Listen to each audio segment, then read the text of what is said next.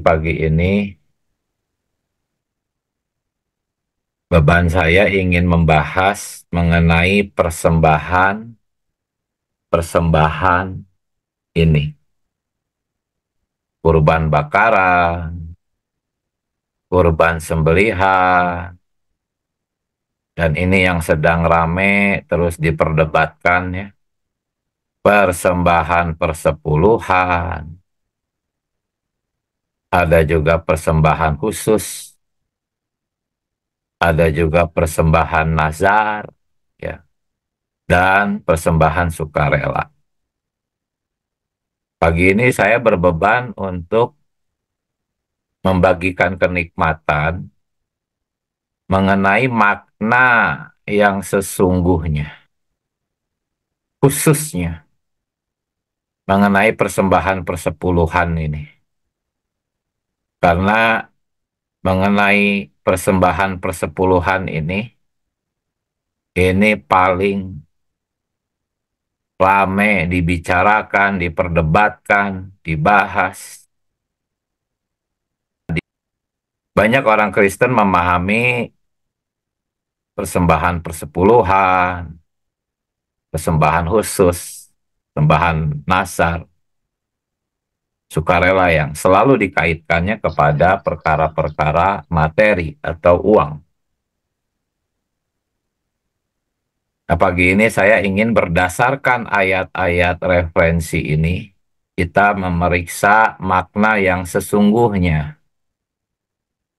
dari jenis-jenis persembahan ini. Ya, khususnya ini persembahan persepuluhan. Saudara-saudari, di sini dikatakan bahwa Ibrani 10 di dalam hukum Taurat. Jadi perkara-perkara persembahan-persembahan ini termasuk persembahan persepuluhan adalah perkara-perkara yang ada di dalam hukum Taurat. Ya, di dalam hukum Taurat hanya terdapat bayangan saja. Ya. Bayangan dari keselamatan dan bukan wujud yang sesungguhnya. Bukan wujud yang sesungguhnya dari keselamatan itu sendiri.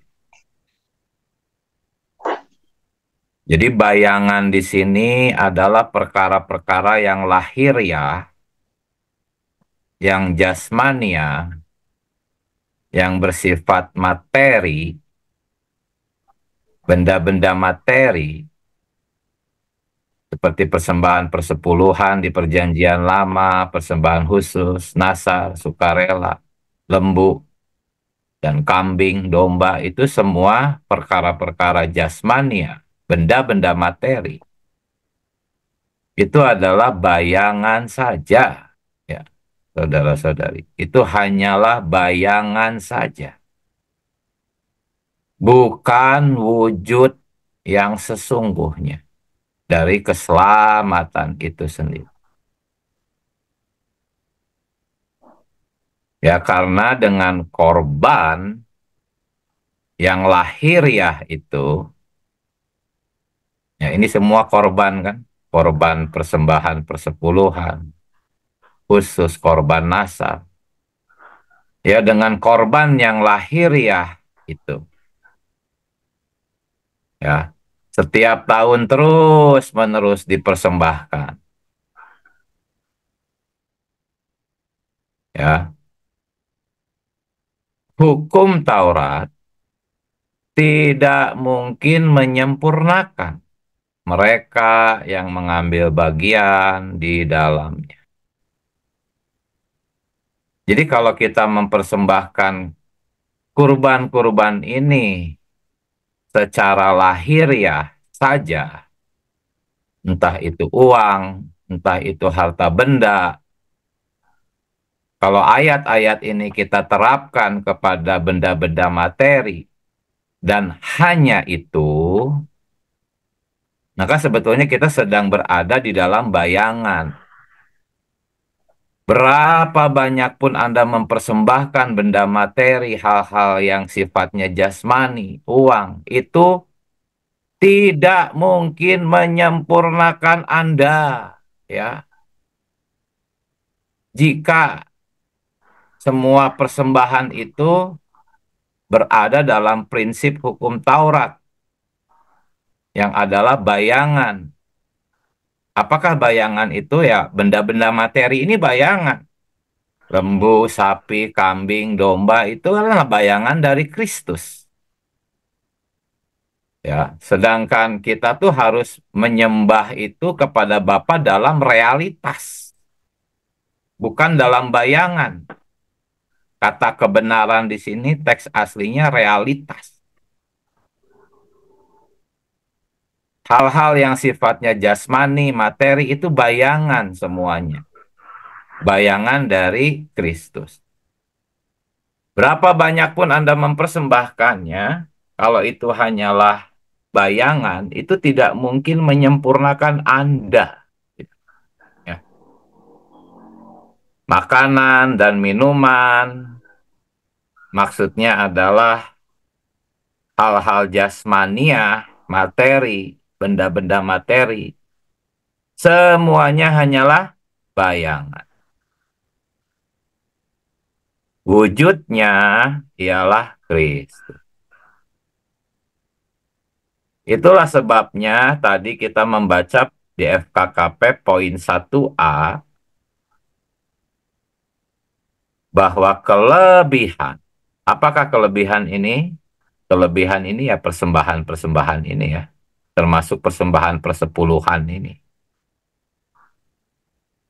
Ya, kelebihan dari hasil negeri yang baik itu melambangkan Kristus. Kristuslah realitas. Kristuslah realitas. Sedangkan benda-benda materi, uang itu hanyalah lambang. Tetapi apakah jadinya kita tidak mempersembahkan uang kepada gereja? Tidak dimaksud seperti itu. Nanti di ending kita bisa lihat maknanya ya. Nah, saudara-saudari,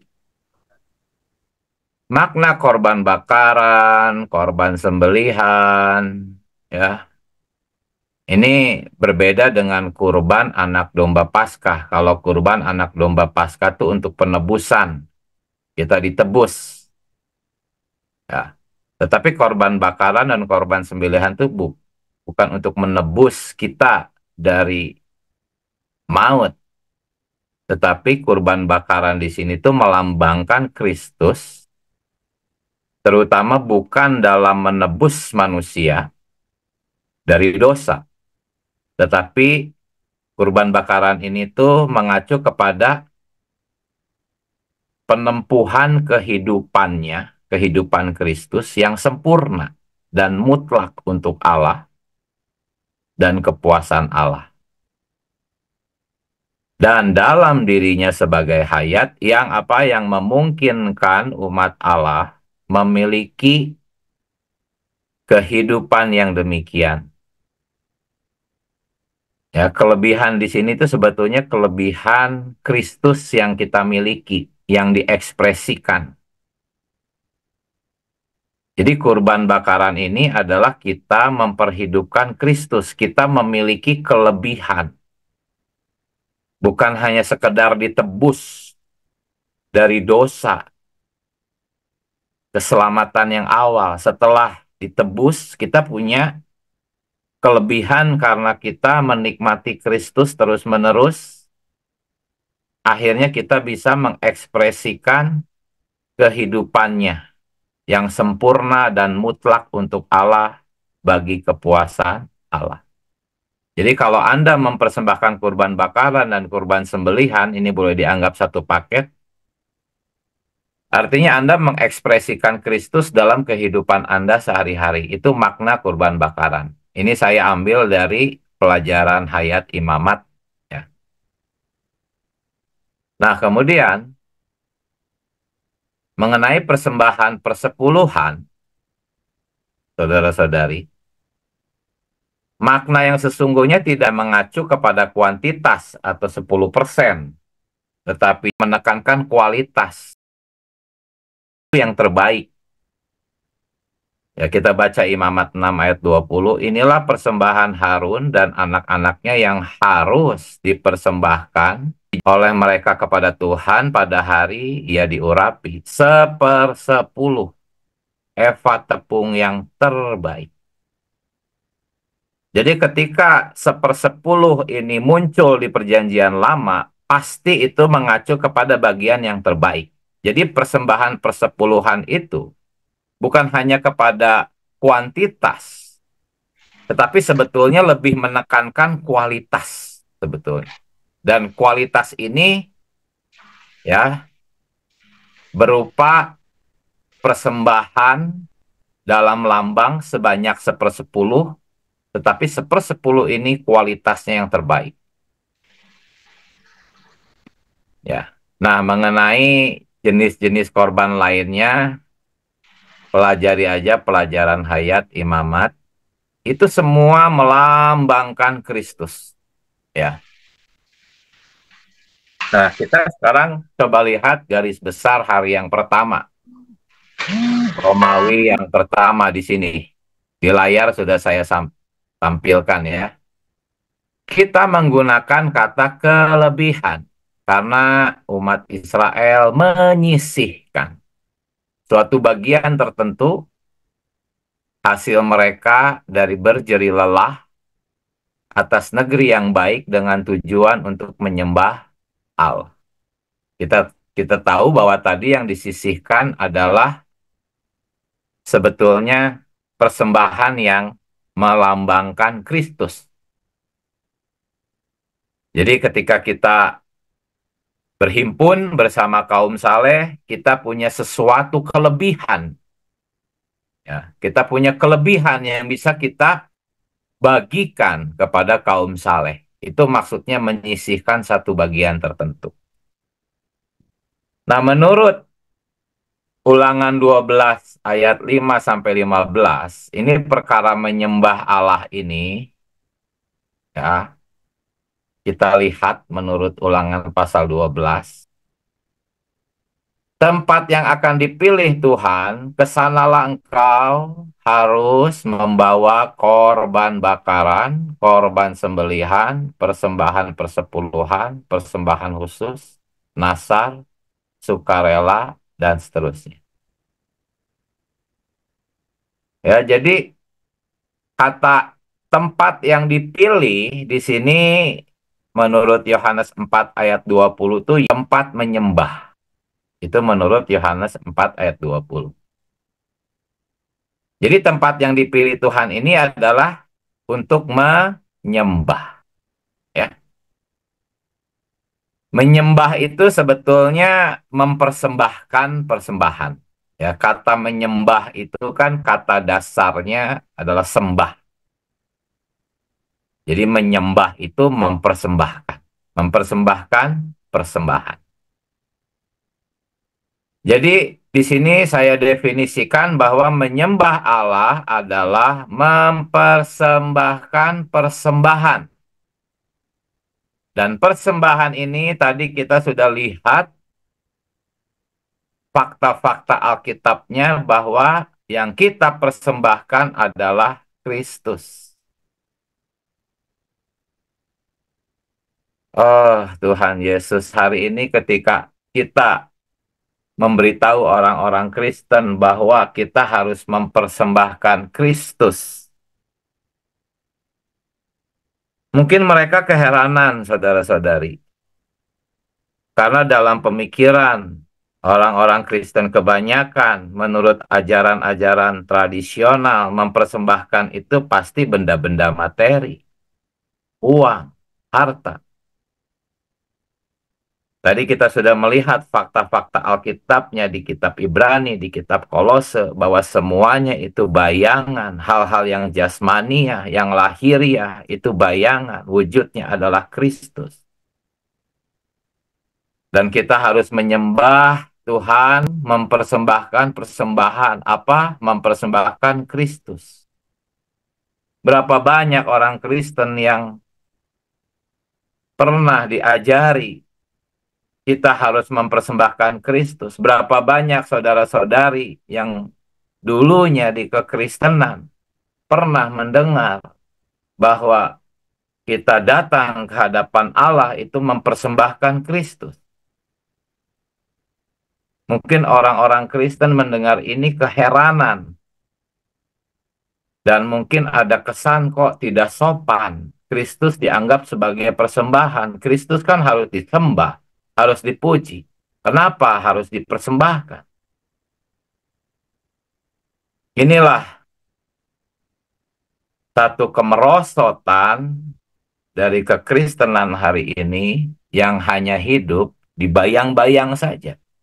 Sesungguhnya walaupun mereka mengatakan bahwa mereka hidup dalam perjanjian baru, tetapi sesungguhnya mereka masih hidup di dalam bayangan perjanjian lama yang hanya menekankan perkara-perkara jasmani, persembahan-persembahan benda-benda materi, uang, harta.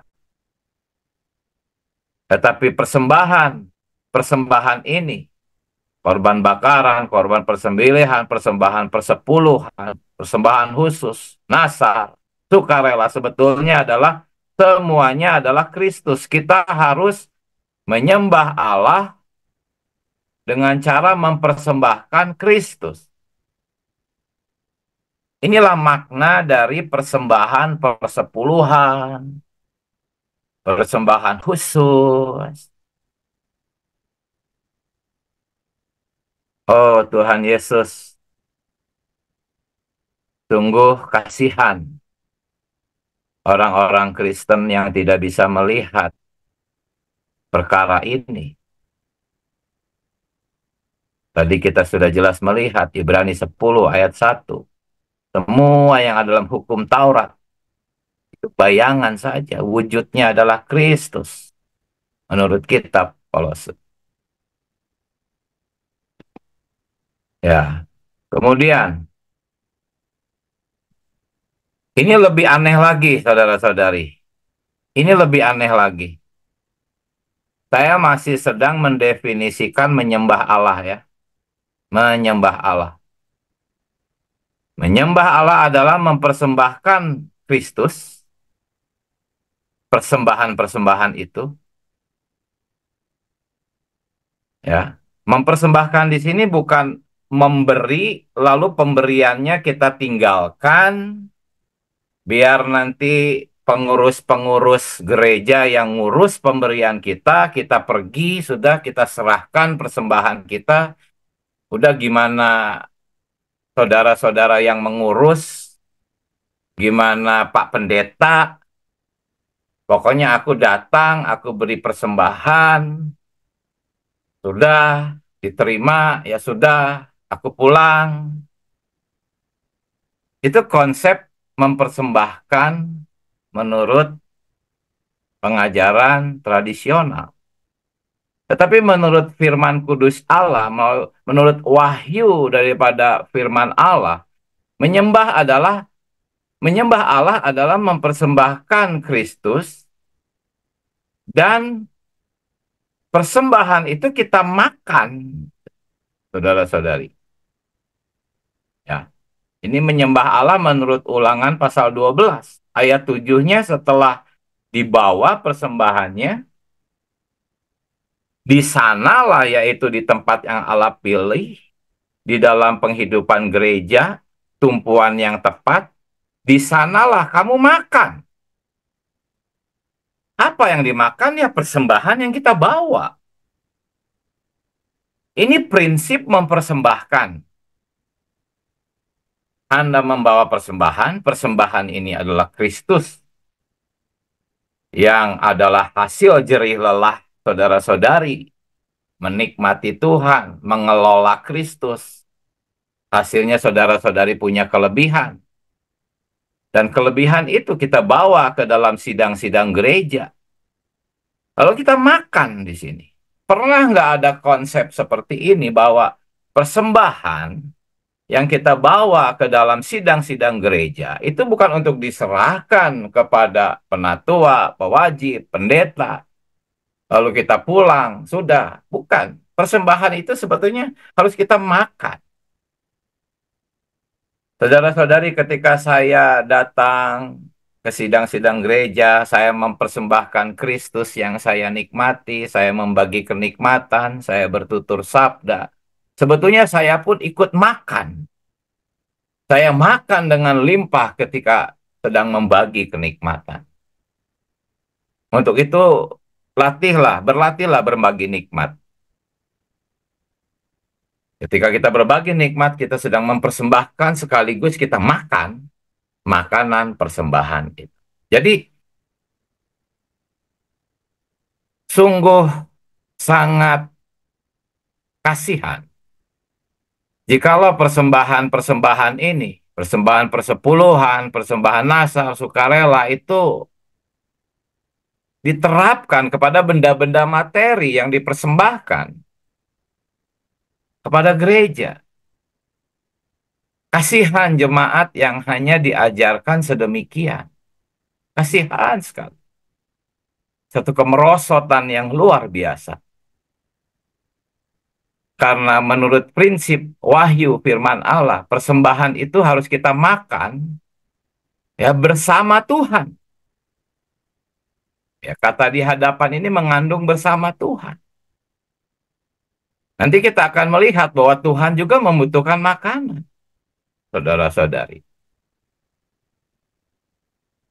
Jadi inilah sebetulnya makna dari persembahan, khususnya yang paling ramai dibicarakan itu persembahan persepuluhan. Ketika kita mendengarkan perkara persembahan persepuluhan, kita harus ingat pelajaran ini bahwa persembahan persepuluhan itu adalah kelebihan yang kita miliki, yaitu Kristus yang berlebih, yang the best, yang terbaik, yang kita bawa ke sidang-sidang. Kita menikmati banyak Kristus dari hari Senin sampai Sabtu, tetapi dari kenikmatan yang banyak itu kita pilih yang terbaik, kita bagikan di sidang-sidang. Ya, baik. Nah, saudara-saudari, ini masih tentang menyembah Allah menurut Ulangan 12, 17, 18. Ya. Di dalam tempatmu, yaitu tempat pribadi, mungkin di kamar kita, di rumah kita, tidak boleh kau makan persembahan persepuluhan. Maksudnya apa? Jadi persembahan persepuluhan ini kan bagian yang terbaik. Bagian yang terbaik. Bagian yang terbaik dari kenikmatan kita sepanjang minggu, dari Senin sampai Sabtu. Kita menikmati itu. Nah, ini tidak boleh kita nikmati sendiri.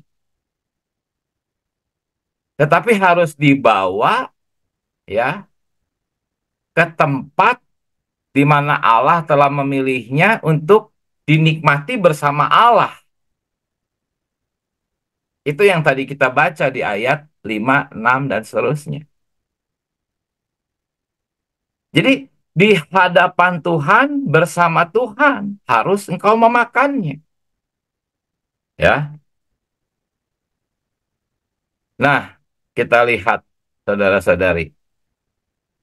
Ulangan 14.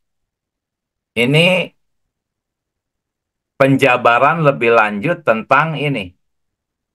Engkau harus mempersembahkan 1/10 dari seluruh hasil ladangmu di hadapan Tuhan Allahmu, di tempat yang akan dipilihnya. Haruslah engkau memakan persembahan, persepuluhan, dan seterusnya, dan seterusnya. Kita harus memakannya, ya. Dan ini lihat, apabila engkau tidak dapat mengangkutnya karena tempat yang akan dipilih Tuhan terlalu jauh dari tempatmu, tempatnya kan di Yerusalem. Sedangkan ada wilayah-wilayah Israel yang jauh dari Yerusalem.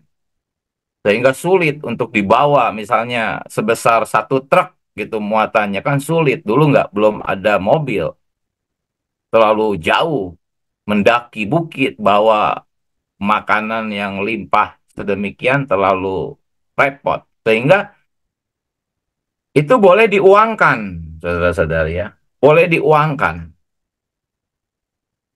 dalam berupa uang, dan uangnya itu dibawa ke tempat yang dipilih Tuhan, dan di sana uangnya tuh bukan diberikan kepada imam lalu ditinggalkan. Bukan seperti itu. Uangnya itu harus dibelanjakan, dinikmati oleh si pembawa uang, si orang yang mempersembahkan. Dibelanjakan uang itu untuk segala yang disukai hatimu. Jadi sama prinsipnya, entah itu persembahannya berupa makanan, kambing, lembu, domba, ataupun yang diuangkan, itu adalah untuk kita nikmati, kita yang menikmatinya. Ketika Anda mempersembahkan persembahan, Anda sendiri menikmatinya. Ini prinsip mempersembahkan. Anda membawa persembahan, persembahan ini adalah Kristus, yang adalah hasil jerih lelah saudara-saudari, menikmati Tuhan, mengelola Kristus. Hasilnya saudara-saudari punya kelebihan. Dan kelebihan itu kita bawa ke dalam sidang-sidang gereja. Lalu kita makan di sini. Pernah nggak ada konsep seperti ini, bahwa persembahan yang kita bawa ke dalam sidang-sidang gereja itu bukan untuk diserahkan lalu kita pulang, sudah, bukan. Persembahan itu sebetulnya harus kita makan. Saudara-saudari, ketika saya datang ke sidang-sidang gereja, saya mempersembahkan Kristus yang saya nikmati, saya membagi kenikmatan, saya bertutur sabda. Sebetulnya saya pun ikut makan. Saya makan dengan limpah ketika sedang membagi kenikmatan. Untuk itu, berlatihlah berbagi nikmat. Ketika kita berbagi nikmat, kita sedang mempersembahkan sekaligus kita makan makanan persembahan. Jadi, sungguh sangat kasihan jikalau persembahan-persembahan ini, persembahan persepuluhan, persembahan nasar, sukarela itu diterapkan kepada benda-benda materi yang dipersembahkan kepada gereja. Kasihan jemaat yang hanya diajarkan sedemikian. Karena menurut prinsip wahyu firman Allah, persembahan itu harus kita makan ya bersama Tuhan. Tuhan juga membutuhkan makanan, saudara-saudari. Jadi inilah sebetulnya makna dari persembahan, khususnya yang paling ramai dibicarakan itu persembahan persepuluhan. Ya. Bukan seperti konsep mempersembahkan menurut ajaran tradisional. Prinsip mempersembahkan itu adalah kita membawa kelebihan, menikmatinya, ya, dan haruslah engkau makan di sana, di hadapan atau bersama Allah, engkau dan seisi rumahmu. Jadi sekali lagi kita bisa melihat bahwa persembahan-persembahan dalam perjanjian lama, jikalau diterapkan kepada persembahan uang, benda materi, dan sebagainya, itu sungguh amat kasihan. Sangat rendah sekali. Ya. Nah, saudara-saudari, semua persembahan ini dimakan bersama Tuhan. Ya. Harus engkau makan di sana bersama Tuhan.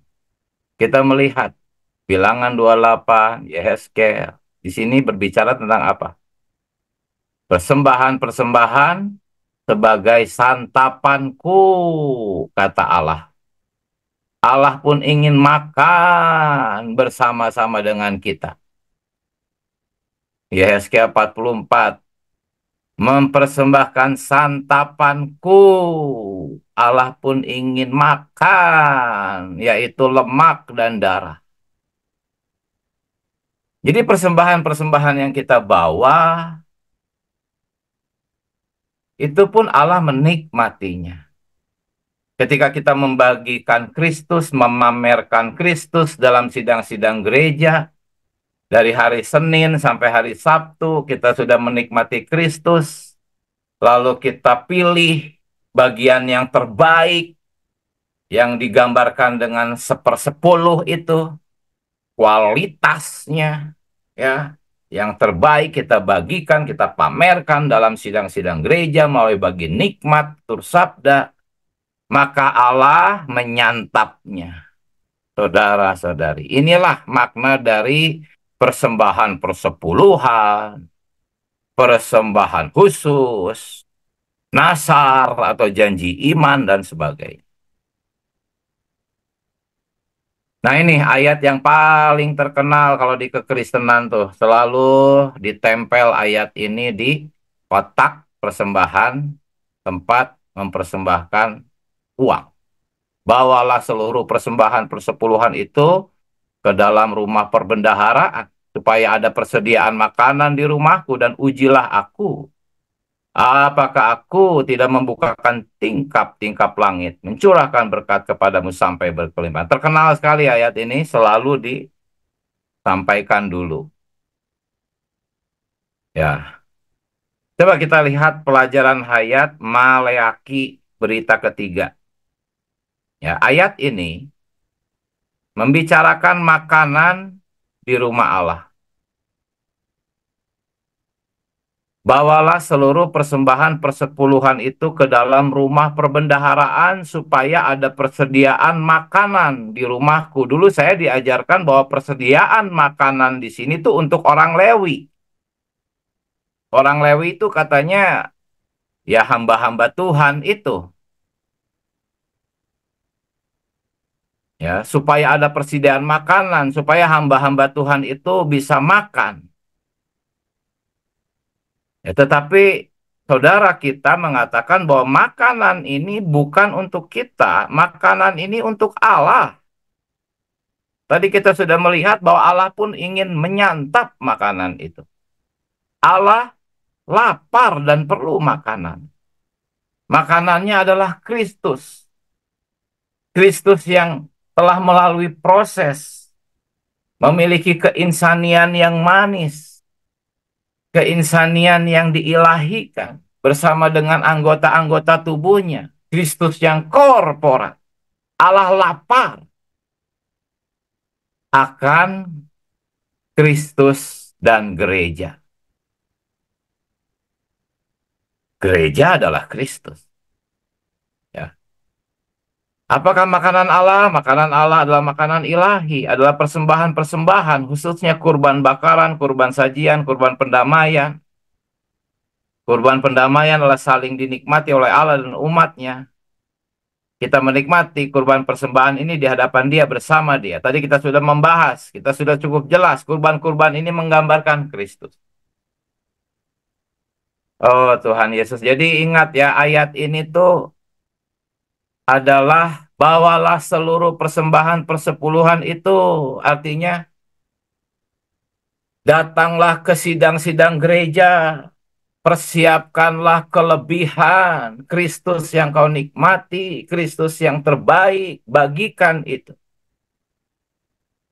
Di sana Allah perlu makan. Supaya ada persediaan makanan di rumahku, Allah butuh makan. Ketika Anda datang ke sidang-sidang gereja, Anda menikmati Kristus melalui pembagian nikmat. Ketika Anda membagi nikmat, bertutur sabda, banyak saudara-saudari dapat bersaksi, sungguh mereka itu sebetulnya sedang makan. Sementara saya berbicara semacam ini, saya pun makan dengan limpahnya. Sungguh nikmat berbicara bagi Tuhan. Berbicara bagi Tuhan itu adalah makan Kristus yang the best, saudara-saudari. Inilah Makna dari bawalah seluruh persembahan persepuluhan itu ke dalam rumah pemendaraan supaya ada persediaan makanan di rumahku. Rumahku ini adalah gereja. Maka semuanya berkat-berkat Tuhan pasti curahkan. Ya, saudara-saudari. Nah, sekarang mengenai perkara korporat. Jadi ini adalah menyembah Allah secara korporat. Ya, engkau, anakmu laki-laki, anakmu perempuan, hambamu laki-laki, hambamu ini kan korporat, bukan sendiri di rumah. Bahkan dengan orang-orang Lewi itu sendiri, saudara-saudari. Dikatakan kita melakukannya bersama-sama dengan orang-orang Lewi. Di hadapan Allah tuh kita berbaur dengan orang-orang Lewi. Tidak ada perbedaan derajat, kedudukan.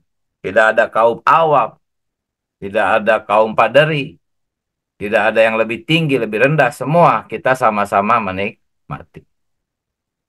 Nah, memang di perjanjian lama tuh ada prinsip orang Lewi menerima persepuluhan dari seluruh bangsa Israel. Ya, orang Lewi memiliki persepuluhan dari kekayaan seluruh bangsa Israel. Ini sering ditafsirkan menurut pengajaran tradisional bahwa orang-orang yang melayani sebagai pendeta dan sejenisnya itu adalah Lewi-Lewi, berhak menerima persepuluhan. Ya, sekali lagi, jikalau persembahan-persembahan ini diterapkan hanya kepada perkara materi, benda, uang, itu sungguh amat rendah. Ya, sebetulnya maknanya ini, Lewi-Lewi hari ini, ya, kita adalah Lewi-Lewi hari ini. Harus menjadi Lewi-Lewi hari ini. Yang adalah pemenang-pemenang. Sementara 11 suku lainnya penakut. Lewi-Lewi ini pemberani. Mereka berani membunuh saudara-saudaranya ketika saudara-saudaranya menyembah lembu emas itu. Ini adalah gambaran pemenang-pemenang. Kita harus menjadi Lewi-Lewi. Bukan hanya full-timer saja. Bukan hanya penatua. Tapi kitalah Lewi-Lewi hari ini seharusnya adalah orang-orang yang memiliki Kristus lebih kaya daripada saudara-saudari yang lain yang lebih lemah. Inilah makna orang Lewi menerima persepuluhan dari seluruh bangsa Israel. Artinya lebih kaya orang-orang Lewi itu karena menerima dari seluruh bangsa Israel. Ya, dan orang Lewi sendiri pun harus mempersembahkan persembahan persepuluhan. Ya, di sini Tuhan berfirman kepada Musa, haruslah engkau berbicara kepada orang Lewi apabila kamu menerima dari pihak orang Israel. Maka haruslah kamu mempersembahkan sebagian daripadanya. Sebagian di sini tuh 1/10, ya.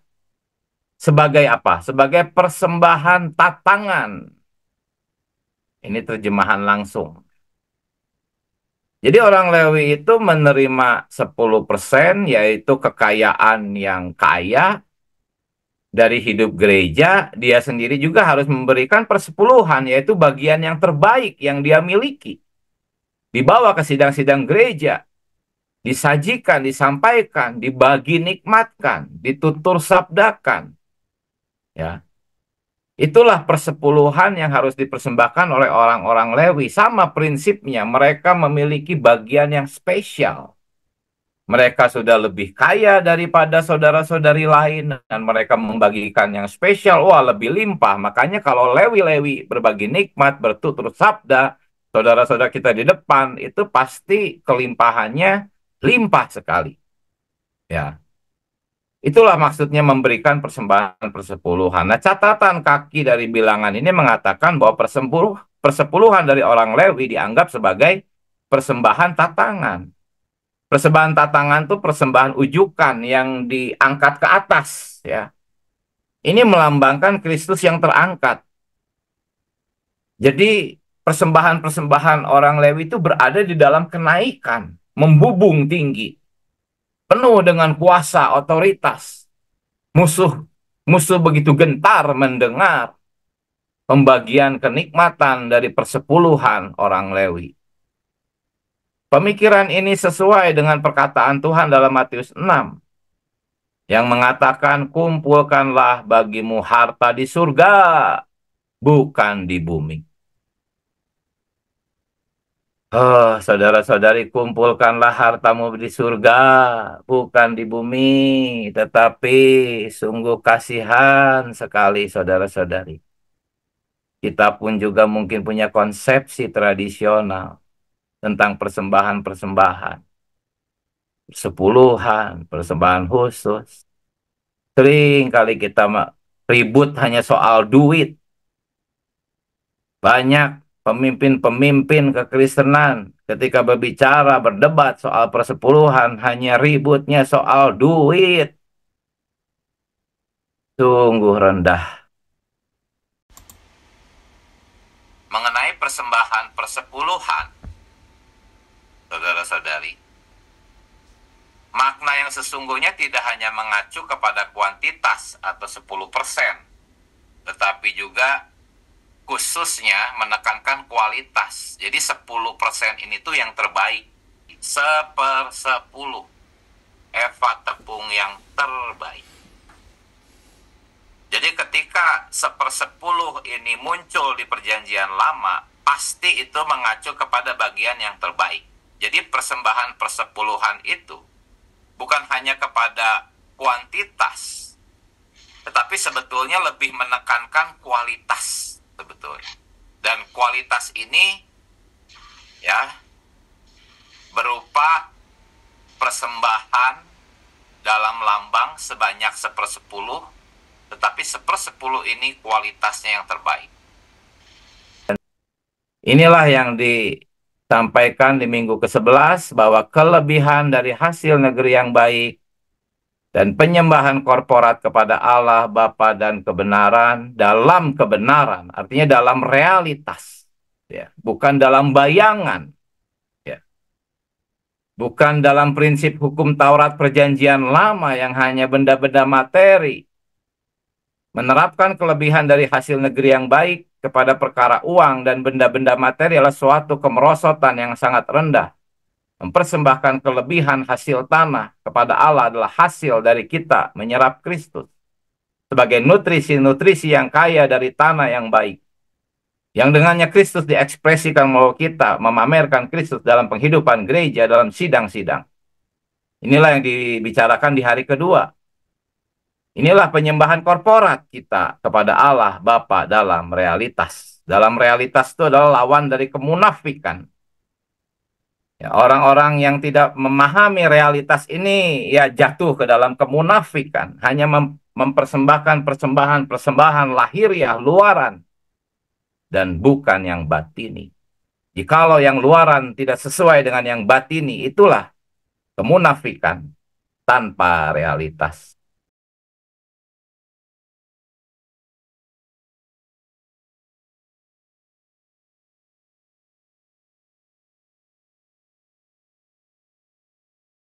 Sekarang mari kita menerapkan perkara persembahan persepuluhan ini kepada perkara persembahan harta benda materi.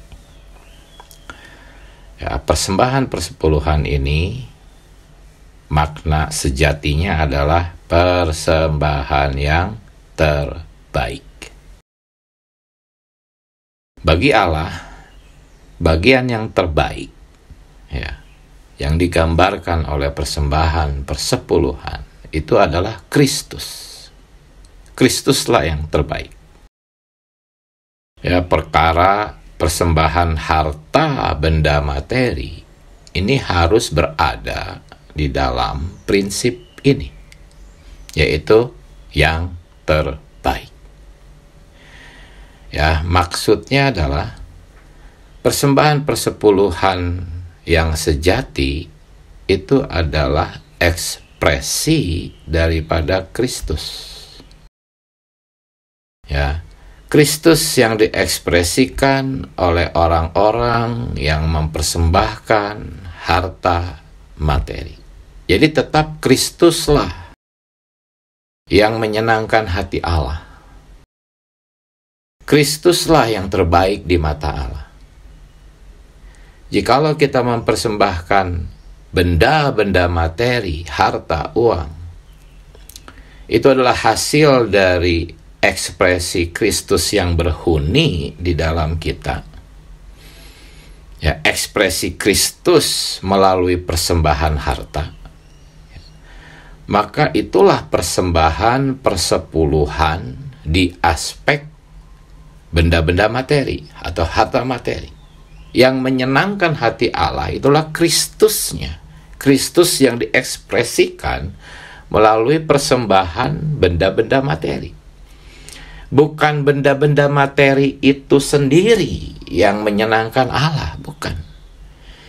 Tetapi ekspresi Kristusnya yang menyenangkan hati Allah. Jadi jika persembahan harta materi ya, tidak dibatasi berapapun jumlahnya, itu merupakan ekspresi Kristus yang berhuni di dalam orang yang mempersembahkan harta benda itu, maka itulah persembahan yang terbaik yang digambarkan dalam hukum Taurat sebagai persembahan persepuluhan. Ya, persembahan persepuluhan ini berbicara tentang kualitas sebetulnya, bukan kuantitas. Ya, inilah persembahan persepuluhan dalam bentuk benda, harta, uang yang sejati.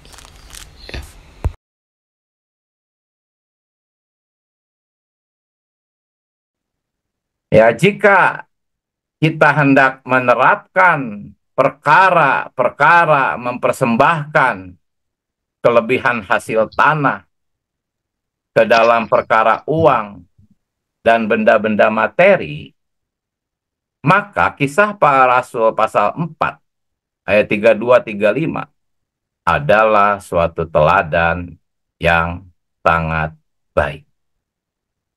Jadi kita pun juga tidak menganjurkan saudara-saudari untuk tidak mempersembahkan harta. Kita pun juga mengajarkan saudara-saudari mempersembahkan harta. Tetapi bukan dengan cara yang rendah, seperti yang tadi sudah banyak disinggung. Ini harus sesuai dengan Matius pasal 22 ayat 36-40. Nanti kita baca ayat ini. Tetapi kita coba melihat dulu Kisah Para Rasul 4 ayat 32-35. Jikalau kita ingin menerapkan kelebihan hasil negeri yang baik kepada perkara benda-benda materi. Lihat di sini.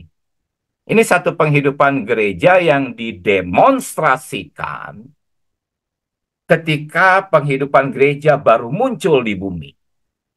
Ketika gereja dilahirkan di bumi, segera Allah mendemonstrasikan penghidupan gereja yang sejati. Adapun kumpulan orang yang telah percaya itu, mereka sehati sejiwa. Inilah penghidupan gereja, sehati sejiwa. Dan tidak seorang pun yang berkata bahwa sesuatu dari kepunyaannya adalah miliknya sendiri. Tetapi segala sesuatu adalah kepunyaan mereka bersama. Dan dengan kuasa yang besar, rasul-rasul memberi kesaksian tentang kebangkitan Tuhan Yesus. Dan mereka semua hidup dalam kasih karunia yang berlimpah-limpah.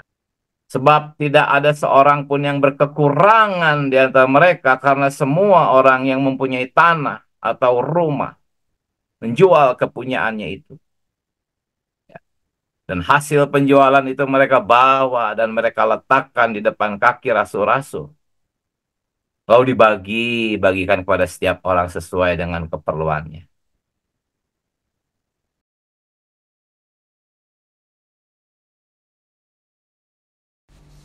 Saudara-saudari, mengenai harta milik kaum beriman menjadi harta milik bersama, ini bukanlah suatu perintah atau suatu keharusan, ya, melainkan ini adalah suatu ekspresi dari hayat Kristus yang memenuhi jemaat mula-mula saat itu.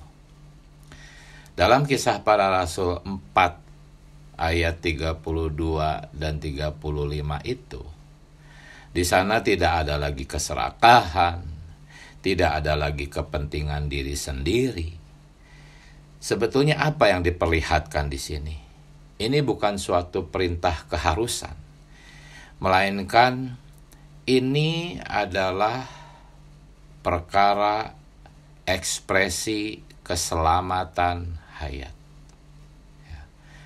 Tidak ada lagi keserakahan, tidak ada lagi kepentingan diri sendiri. Ini bukan perkara tentang perintah harus mengasihi sesama, bukan. Yang diperlihatkan di sini adalah ekspresi keselamatan hayat. Saudara-saudari, keselamatan Kristus itu begitu penuh kuasa. Bukan hanya menyelamatkan kaum beriman dari hukuman neraka, tetapi juga menyelamatkan kaum beriman dari keserakahan dan kepentingan diri sendiri. Ini bukan keselamatan awal, ini adalah keselamatan lanjutan yang bersifat organik. Keselamatan awal itu bersifat yuridis, menyelamatkan kita dari hukuman Allah. Tetapi setelah kita diselamatkan dari hukuman, maka ada keselamatan lanjutan yang akan menyelamatkan kita dari keserakahan dan kepentingan diri sendiri. Inilah yang dimaksudkan oleh Roma 5 ayat yang ke-10, bahwa ketika kita masih seteru, kita diperdamaikan dengan Allah oleh kematian anaknya. Lebih-lebih kita yang sekarang telah diperdamaikan, pasti akan diselamatkan oleh hayatnya. Ya, ini adalah keselamatan lanjutan. Setelah kita diperdamaikan oleh kematian anaknya, yaitu oleh darahnya, masih ada satu lagi, yaitu kita diselamatkan oleh hayatnya. Ini yang diperlihatkan oleh dua unsur yang keluar dari lambung Tuhan, yaitu air dan darah. Darah adalah keselamatan awal yang menyelamatkan kita dari hukuman api neraka. Tetapi ada unsur air yang adalah gambaran dari hayatnya, yang akan menyelamatkan kita dari keserakahan dan kepentingan diri sendiri. Ini adalah keselamatan hayat, keselamatan watak. Kita diselamatkan dari sifat ego kita, dari hayat ego kita. Jadi saudara-saudari, teladan kehidupan gereja yang mula-mula ini didemonstrasikan oleh Allah dalam waktu yang singkat, ya, yaitu hanya pada waktu permulaan ekonomi perjanjian baru Allah.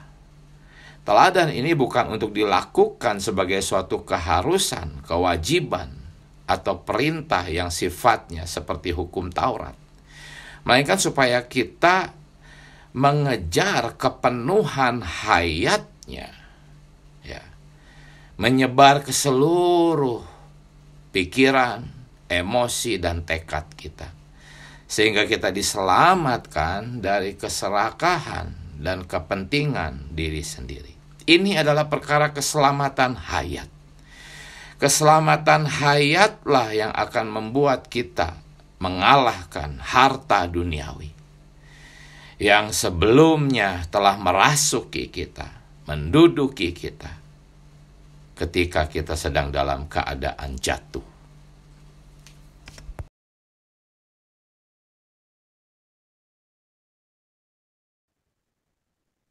Ya, hari ini di dalam gereja-gereja lokal, perkara ini tidak dipraktekkan. Karena perkara ini bukan untuk dipraktekkan secara prinsip hukum Taurat Perjanjian Lama, tetapi secara hayat, hukum hayat. Hari ini gereja-gereja lokal bercampur baur. Banyak saudara-saudari yang masih lemah. Ada juga beberapa saudara-saudari yang merupakan pemenang. Karena percampuran ini, maka gereja-gereja lokal tidak mengekspresikan ini karena memang saudara-saudari dalam gereja-gereja lokal tidak semuanya adalah pemenang.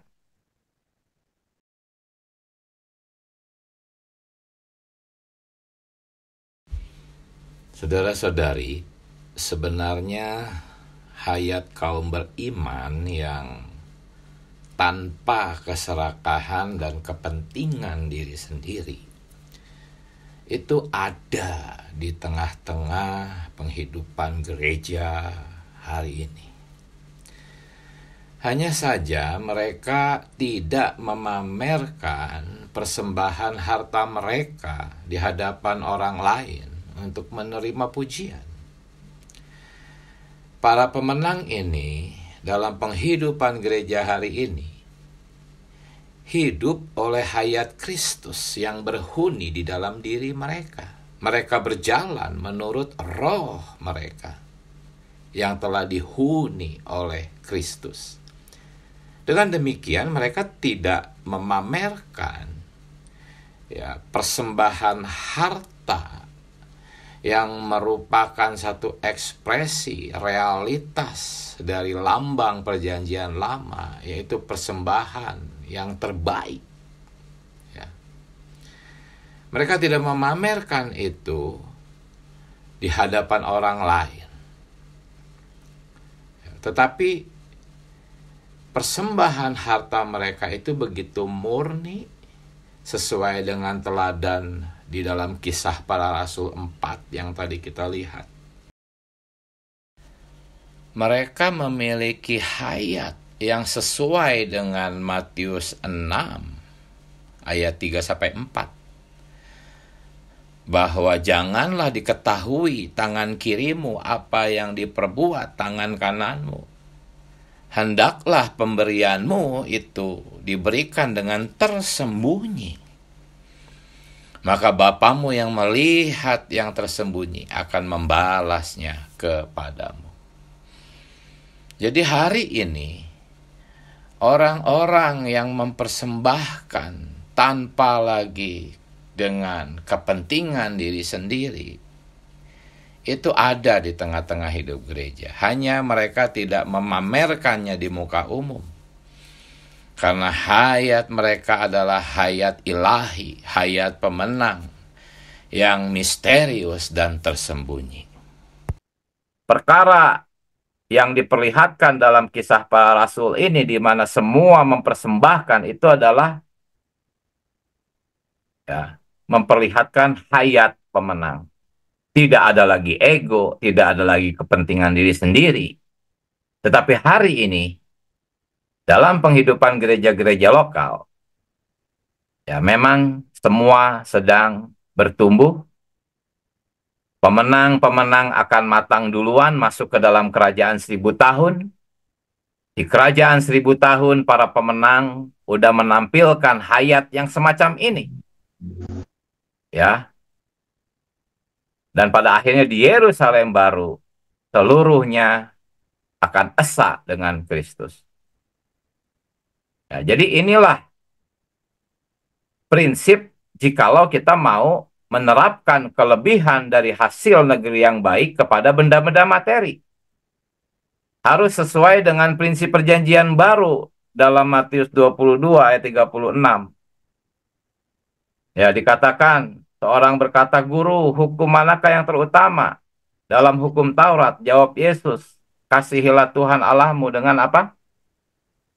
100% hatimu, 100% jiwamu, 100% akal budimu, bukan 10%. Jangan didiskon. Harus 100% hatimu, 100% jiwamu, 100% akal budimu. Para pemenang ya seperti itu, 100% hatinya, bukan hanya 10%. Oh Tuhan Yesus, semoga sharing yang sangat terbatas ini boleh